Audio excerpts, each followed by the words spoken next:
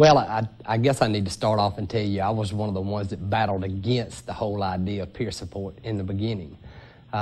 We started with real small. I had an individual that came through treatment, and I had a job open for him. So, you know, my thought was, we'll give it a try. The state's kind of pushing it, and we really wanted to, I guess I really wanted to see what it would do. So we hired this individual, had him trained as a certified peer support specialist, and oh my God, our whole world began to change.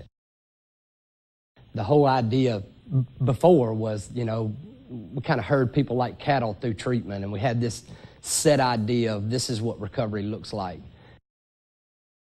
The battle was with the counselors at first of the peer support is actually doing their job, but in reality they work in unison with them. So the therapist is really concerned about the issues, and the peer support is really concerned about the future and the person itself. So we have that caring individual that actually pays attention to school and housing and, you know, all the ideas of what really means to be in recovery of you know, jobs and you know, relocation out of these bad housing situations and the things that were kind of forgot about at first that we really just didn't have time for. Now, all of a sudden, we not only had time for, we began recovery with these individuals. So, you know, success rate probably jumped 50% with people completing treatment because we were dealing with what they wanted to deal with, the issues that they had in their life.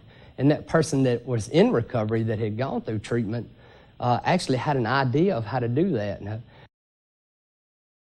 I used to think when I first got started that this had to be a person that had years clean, and that's not necessarily the case. So I've got some that have years clean. I have some that have, you know, 30 or 60 or 90 days clean, and we start modeling for that so that they can gain that experience and know what it is to help somebody, because there's no greater gift, you know. To watch our beginnings, these humble beginnings of fighting against it and finding the place that we are now, we were actually to see the miracles, you know, behind recovery. Since then, I've got 5 peer support specialists. So, you know, the peer support today play a role in everything. I've trained my night and weekend staff in peer support, and, you know, I've got 2 working during the daytime and 1 in outreach aftercare. So we're able to see those true dreams of people, how they begin to come into their heads, that they can actually do these things, where we've been beaten all our lives with the disease of addiction. Now, all of a sudden, I find my dreams and I find my way.